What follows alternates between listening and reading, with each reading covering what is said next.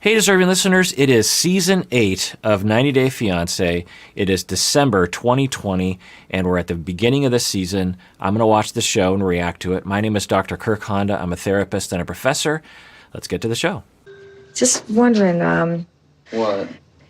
do you know she's on birth control by chance? Yeah, no, she's not. She's not. No. She doesn't want to be? No, she doesn't. Because if she's not, I'll be happy to take her over to the doctor when She's she not gets gonna here. take it. Ugh. So, all right. There is nothing wrong. In fact, there's a lot of right things about a mom hoping that her son and his fiancée have good family planning. It's normal. You're just like, hey, or at least in your mind, you're just like, oh boy, I hope they have good family planning. Meaning that I hope that they get pregnant when they want to and they don't get pregnant when they don't want to. Absolutely. That's a loving parent thing that you would think. What do you do with that feeling?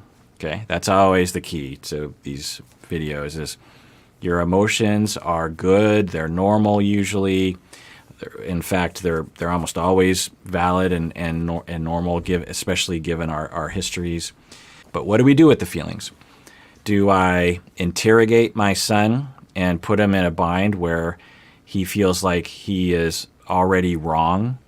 Or do I say something like this? Hey, son, it's your life and it's her life, but I just have some questions about family planning, and I want to ask some questions. Is it okay if I ask some questions? And then if he's like, no, Mom, it's not your place. I don't want to talk about that with you. Then as a mom, you have to say, okay, well, I guess. And then maybe the mom would say, okay, fine, but I just want to say a few things because I have some worries. And you could take it or leave it, but I'm just going to throw it out there. That to me would, one, be fair given his age, and two, it would preserve their relationship. To do what she's doing right now, he is probably secretly extremely angry and hurt by the way she's treating him.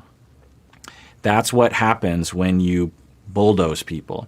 They might have a smile on their face, like the way he does right now, but deep down, they hate you and they just can't wait to get away from you. And we don't want that, right?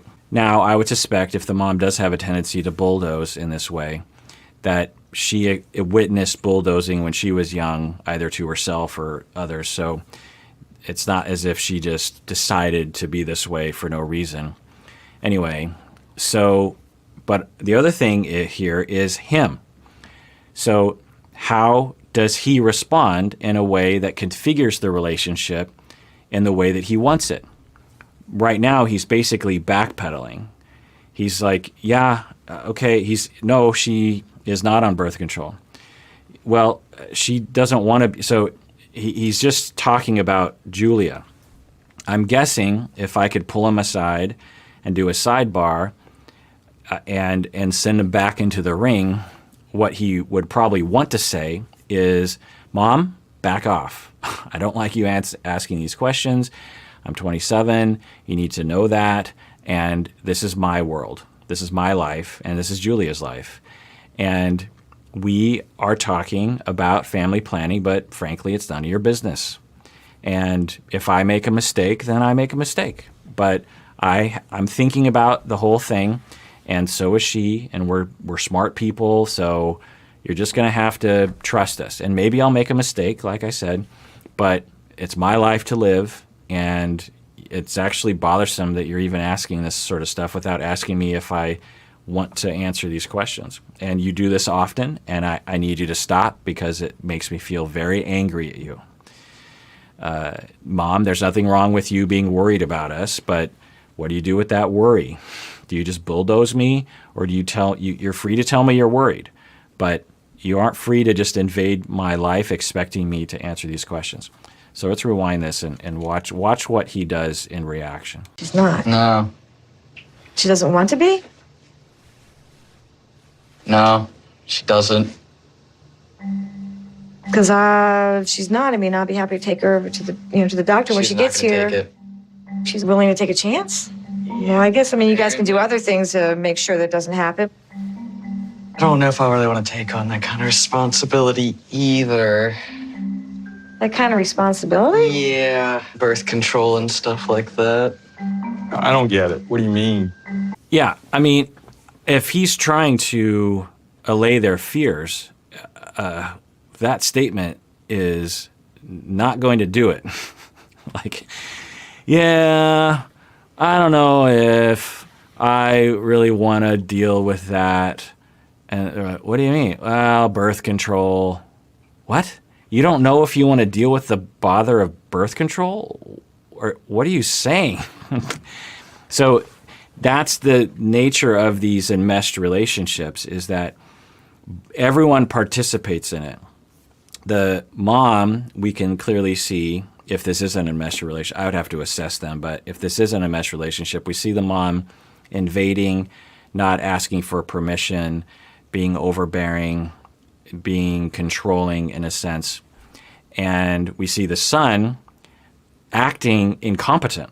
The way that he's coming across, he seems like a child that has no idea what birth control is or family planning is. If he were to stand on his own 2 feet right now and say, Mom, I'm 27, I understand family planning. I understand pregnancy, I understand birth control, and we are going to have kids at some point in the future, probably if we do get married. We have to see if we're compatible when she comes out here.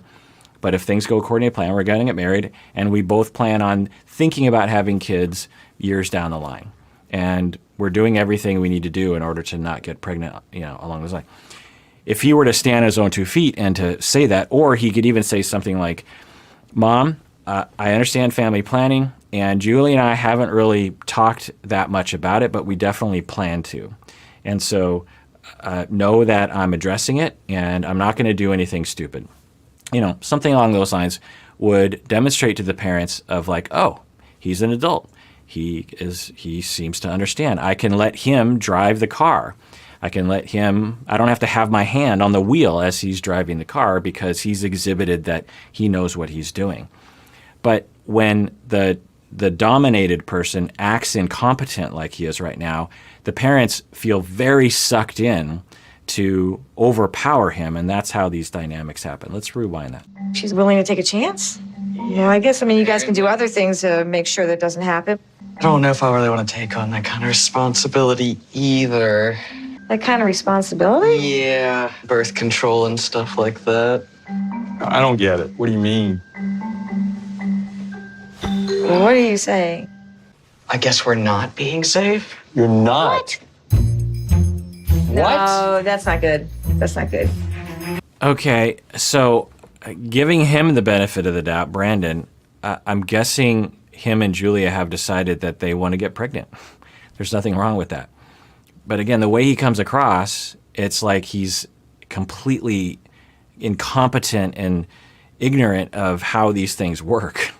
If you were to say, Mom and Dad, actually, she's not on birth control because we're actually wanting to get pregnant pretty soon. I know you don't like that, but it's our decision, and we know the consequences of her getting pregnant, and it's what we want to do. So let me have it, but know that I have thought about it. We've both thought about it a lot. We want to get pregnant right away. We want to have kids. We want to start this thing. And I don't know if that's, exhibit some competence so that it doesn't suck the parents in to think, wow, you really have no idea what you're doing. I have to take control. See, I think Oh, absolutely. I brought up the idea of birth control multiple times to Julia, and every time she shot it down quick. No, not happening, because she's funny about, putting medications in her body at all. So I'm just like, birth control is not an option. What's wrong with condoms? There's nothing wrong with condoms, but they're definitely not as fun. Oh my goodness. So now we know why the parents are controlling. I mean, it's a chicken or the egg, right? When you have overbearing parents, you basically produce adult man children who don't think about things. Now, I guess I'm reacting because if they were to have a child without really understanding that they're going to have a child, just because she doesn't want to put medications in her body and he doesn't like the way condoms feel, and they're not ready to have, now maybe they're completely ready to have kids. I mean, maybe they're not having sex.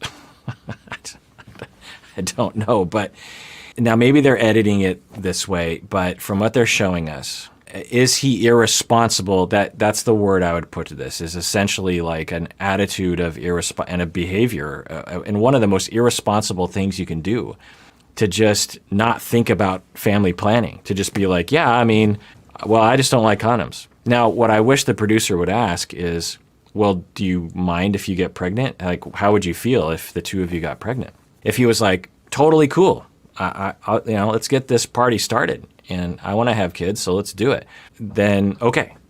But I suspect he is not really, champing at the bit to have a baby anytime soon. But maybe, hopefully they'll ask. Let's see what he says. So, Don't be taking chances you shouldn't take. I mean, I don't look at it as be taking chances, I guess. I mean, I'm not doing anything without going too far into it. I don't think. Maybe I don't want to know. Yeah, no, maybe you don't. Okay. That seem to be hinting at they are not doing things that risk getting pregnant, even without birth control, without a pill or hormone or a condom. So, okay. This whole conversation is just so, yeah, again, the dynamic, I guess, is the thing to focus on, which is you sense the lack of responsibility that he exhibits, and he doesn't inspire confidence in the parents letting go of the wheel. You see that dynamic, I hope. And he is that way partially probably because of the way he was treated, that he wasn't allowed. One of the reasons why adults become adults is because they're allowed to drive a car themselves, figuratively and literally sometimes. That parents say, okay, I'm going to let this kid make a mistake. I'll be here if they need me, but if they're going to learn how to do things on their own, they have to learn how to recover from mistakes, and I have to learn how to watch them make a mistake without stepping in. If I'm always stepping in and invading their headspace, which the mom seems like a candidate for, he'll never actually develop the personality of someone who actually thinks for themselves, thinks of the consequences, and makes choices based on that learning process. So, for example, I don't know, I guess we'll find out as we watch more, but there's a chance that subconsciously he believes that if he makes a mistake with a pregnancy, that his parents will literally just save him from it somehow. That he can just run to his parents and they'll just, with their parental magic wand, they'll just make the problem go away. There are adults who are like that. Because think about when you're 4 years old, you don't really understand how the world works. And when anything's wrong, you just run to your parents and they will fix it. So if you're raised in a way that keeps you at that developmental level, you might have that magical thinking of just like, well, I'll just proceed forward with things that make me feel good, and my parents will just fix it for me, because they always do. Whether I want them to or not, they always fix it. So I don't know. Why should I think about the future when they're always there to pick up the pieces? Okay. I'm not caving about them staying in the same room, at least not at this point, because it's just an accident waiting to happen. I just have to keep encouraging them to, do things responsibly. And hopefully maybe they'll embrace it. If not, at least I can say I tried. Right. So there's some rationality to the moms bulldozing and invading their space, because they are not inspiring confidence in their ability to act responsibly. So you see how everything works together. Now, I'm guessing that Julia is going to come in, and this is just a guess, is that she's going to also bulldoze her way through, but in a younger person's version of it. And no one will ever be able to differentiate and zoom out and say, like, wait. What are we doing here? What are the goals?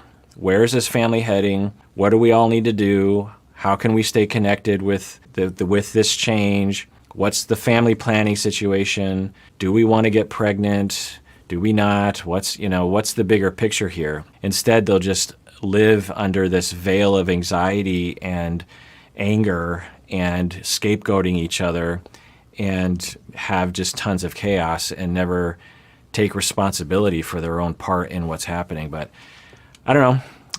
Let's hope for the best. If you haven't yet become a patron of Psychology in Seattle, that would be great. That's how we know that you like what we're doing. You go to patreon.com, become a patron of Psychology in Seattle.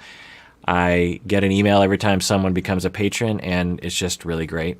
Also, I'm on Cameo now, for what it's worth. A few people have bought me to do a Cameo thing, and that's fun to give like a birthday wish or that kind of thing. So go to Cameo for that if you want. And everyone out there, please take care of yourself because you deserve it. You really, really do.